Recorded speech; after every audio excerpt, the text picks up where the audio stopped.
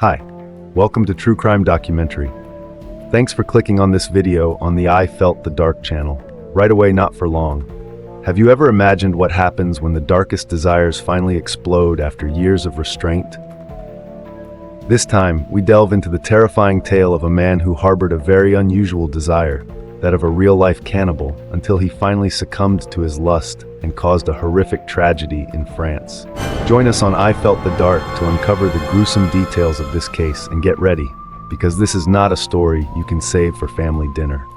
And remember, if you feel inspired to try a new recipe for cooking at home, make sure it's not Issei Sagawa style human destruction. Because in the world of crime, there's nothing worse than trying to kill and eat your victims' bodies. I hope you enjoy this story. This is the story of Issei Sagawa. He was born on April 26, 1949 in Kobe, Japan, into a wealthy family. However, Issei was born prematurely, so his body was so small that he could even be carried in his father's arms. Unfortunately, as a child, he developed serious health problems and almost died due to inflammation in his small intestine. Throughout his life, Issei continued to grow up small and weak. Even so, his childhood was actually quite pleasant. He was surrounded by loving and supportive friends and family. However, poor health always overshadowed his life. His parents were very protective, even spoiling him, as they wanted to make sure he had everything he needed. But even so, they couldn't fulfill all of Issei's wishes.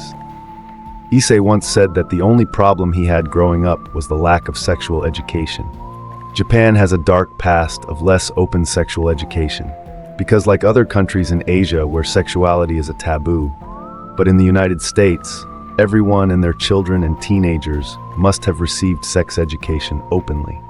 It doesn't happen in the place where you grow up like a family, but in the school environment where it is taught clearly so that children and teenagers understand. Sagawa doesn't understand what is happening to her body, which is very sad and unfortunate, because no one can explain it openly or in a way that is not embarrassing. In Asia, more parents do not tell about their child's body in sensitive areas, thinking that it is the child's right and only the child will know himself, and parents feel they are less knowledgeable, less able to explain about their child's body sexuality correctly. They tend to hesitate and confuse to explain it, and many prefer to be silent and turn away from discussing children's sexuality. Children or adolescents tend to search for themselves, not deliberately teaching children basic sexuality knowledge. As in America, normal sexuality is taught, but children and environmental influences, including political influences, lead boys or adult men to become homosexuals, and also anal sex enthusiasts influenced by viewing as well. When Issei Sagawa first gets an erection, he thinks something is wrong with his body. It's no wonder that he began to associate it with shame and not revealing it, and this lasted throughout his childhood and adolescence. During his adult life, Issei also had a very short stature and was different from the average Japanese person at that time in the 1970s, standing less than 5 feet tall. He had very small hands and feet, and his voice was often described as more akin to a female voice. Issei was very insecure about his appearance, and later he said that he felt like he was not the kind of man that would appeal to most women. This feeling probably drove his obsession with the perfect woman. Issei experiences an inferiority complex, and as such, he actually seeks out people who have the opposite traits of him. The problem is that Issei's desires are not limited to the sexual acts of ordinary normal people. He has a more sinister idea of what sex should be like, which he thinks is better done more extreme. He has a strong urge to eat human flesh. This cannibalism fantasy started at a very young age. He remembers as a child looking at his classmates' thick thighs at school and thinking, that looks delicious. Nowadays, we do use words like delicious when talking about how appealing a food is. But someone like him who has a weird disorder in his mind, in this case, he really meant that it would taste good if he ate it, or tasted it, or licked a human limb because of sexual urges. In today's terms, fetish. According to Issei, this desire to eat human flesh stems purely from being a sexual fantasy. He doesn't actually want to kill anyone, but if we're talking realistically, in order to eat someone's flesh, you have to kill them, right? Not that he wanted to eat humans every time he was hungry, But if he didn't ejaculate often enough, those strange urges would build up in his mind. He explained that his desire would get stronger as time went on. So the one time Issei saw a foreign national in Tokyo, he tried to realize his fantasy for the first time when he was 24 years old. To him, Issei was studying at Wako University in Tokyo when he was attracted to a tall, blonde German woman. He later said, "When I saw this woman on the street, in my mind I whispered, 'Can I eat her?'" What? Creepy, isn't it? Finally, Issei followed this woman to her house one night and climbed through the second-floor window of her apartment. He was really desperate, wasn't he, as he climbed that high to get in. He planned to hit the woman on the head, then take some of her flesh while she was unconscious and take it home to eat. However, this plan didn't go quite as smoothly as he wanted, as the woman woke up when Issei entered the apartment, and naturally, she immediately started screaming. A shocked Issei was later arrested by the police and charged with attempted rape, but no one really knew what his true intentions were at the time. His father used his wealth and influence to cover up his son's crime. A few years after the incident, when he was 27 years old, he moved to France to pursue a PhD in literature. Almost every night, Issei brought a sex worker to his house and tried to shoot them, but somehow he was never able to start his first murder because he was still hesitant, nor could he pull the trigger of the firearm, overwhelmed by a sense of mixed feelings. He later said that instinct stopped his hand because he knew it was better not to. And as he said, he didn't really want to kill someone, he just wanted to know how it felt to taste human flesh. And trying to think clearly, he realized his life would end after he shot the girl. In his mind, the punishment for killing was definitely death.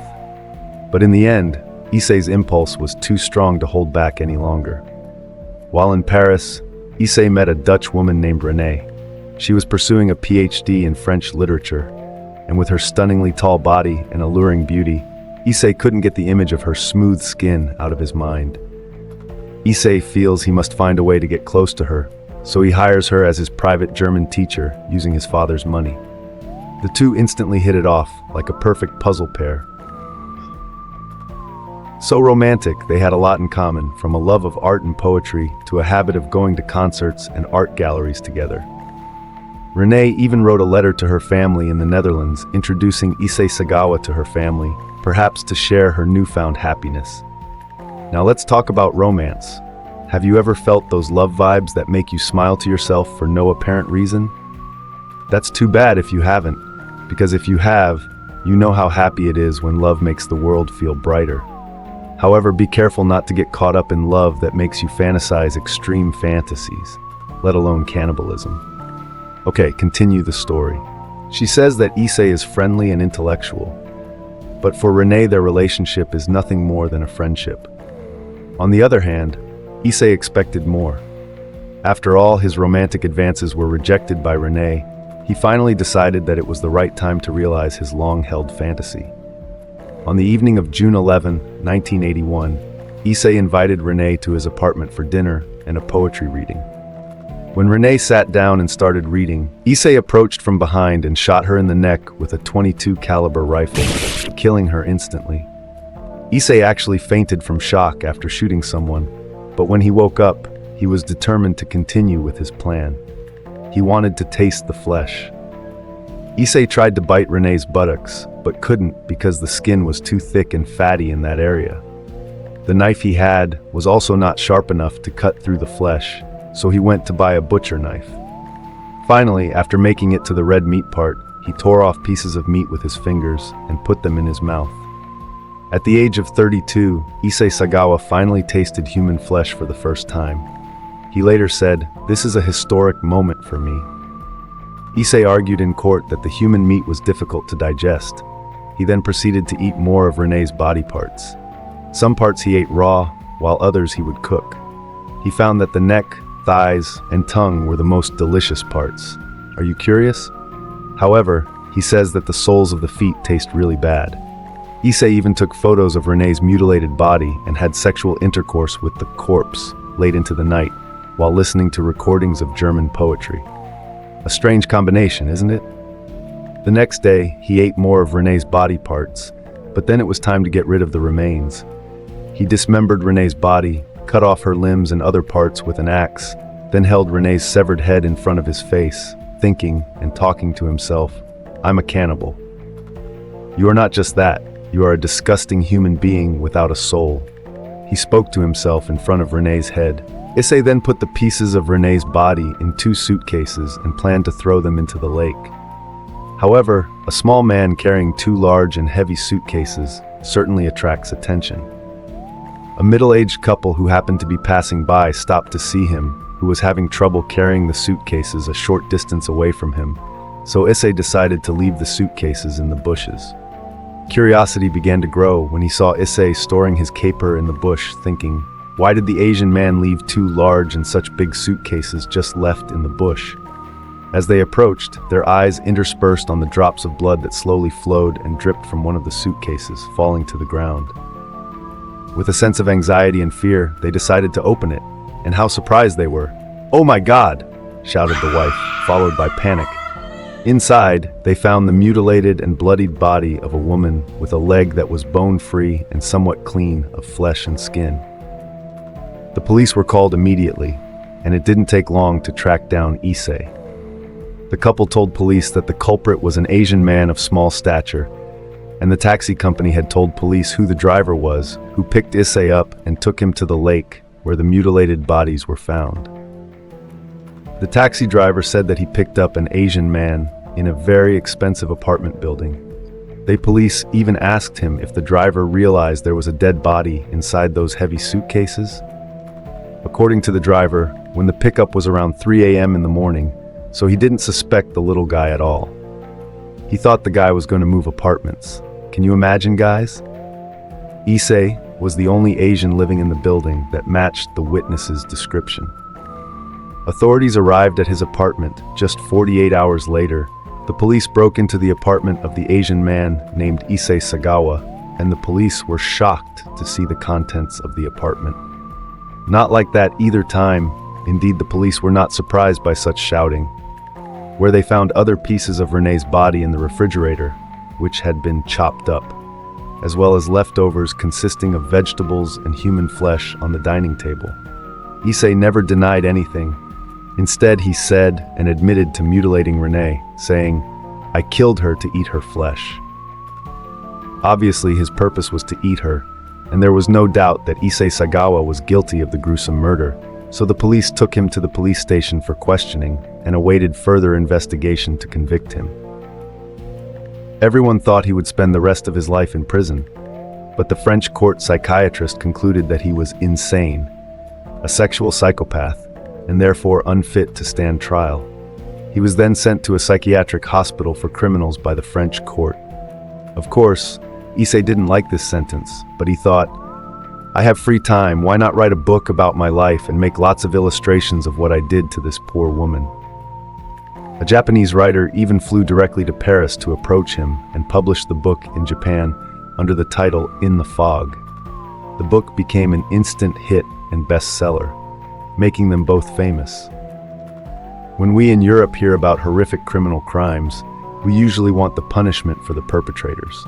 However, I find it hard to believe how these things are handled in Japan. For example, there is the Issei case, which was initially considered cruel, but instead became the butt of jokes and famous in Japan like a rising influencer. In various Japanese media outlets, figures like Issei are instead held up for public humor and admiration. In 1984, Issei's father managed to make a deal with the French authorities to transfer Issei to a mental hospital in Japan. The negotiation process did not take long, as his father had enough money and influence to convince the French authorities. With the help of this money and influence to smooth the process they wanted to happen, they managed to move Issei from criminal rehabilitation in France to Japan. Issei was declared criminally insane, and his case in France was sealed and closed, making the relevant documents inaccessible to the Japanese authorities. In the absence of official documents from France, the Japanese government did not have sufficient grounds to prosecute Issei and could only transfer him to a mental hospital in Japan, as per French instructions. Wow, is this a coincidence? I don't think so. It's more like a money game. Who doesn't want money? I want it too. Okay, on with the story. Just 15 months later, this confessed killer, cannibal, and necrophile was completely free without any hindrance from the authorities. After his release, Issei briefly became a celebrity. He appeared in a number of TV interviews, game shows, and even on cooking shows, which was disgusting again. He even appeared in a few porn movies and became a porn star in Japan, and Japanese people enjoyed the spectacle, which some of his fans said Issei had aroused his passion for. How strange. I'm surprised too. I want to scream. Issei went on to write 19 books and erotic graphic novels, and he was able to live off all the royalties as well as the large inheritance received after his parents died. So, he lived comfortably, despite having killed an innocent woman. Damn! However, as often happens in cases like this, the public's interest eventually faded away due to boredom and indifference, and was replaced with fresher and newer ones in the Japanese entertainment industry.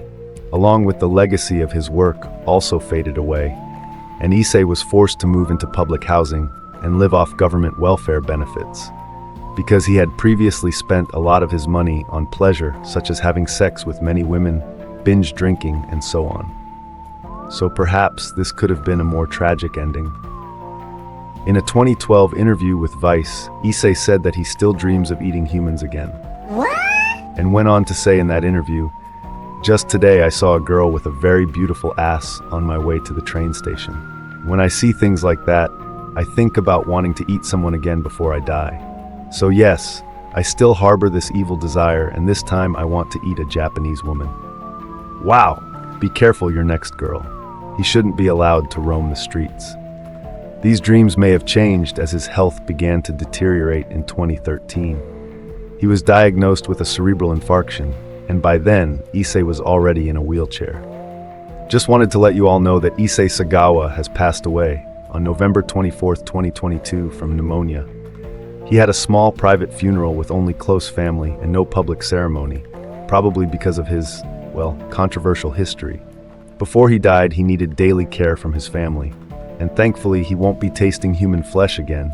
Phew, at least none of the women I like ended up as his victims. Oops, sorry. So yeah, that's the story. Uncensored and pretty disturbing. But honestly, this isn't even the worst part of what I could talk about, though I hope you appreciate the info. If you enjoy content like this, considering what we just covered, thanks a ton for watching and sticking around till the end. If you haven't subscribed yet, make sure to do that so you don't miss the next video. If you've got any thoughts on Issei Sagawa or any questions or suggestions, feel free to drop them in the comments below. Also, let's all remember to be kind to one another, no matter our differences in religion, race, or nationality. Thanks again for watching, and see you in the next video with another interesting story. Catch you later.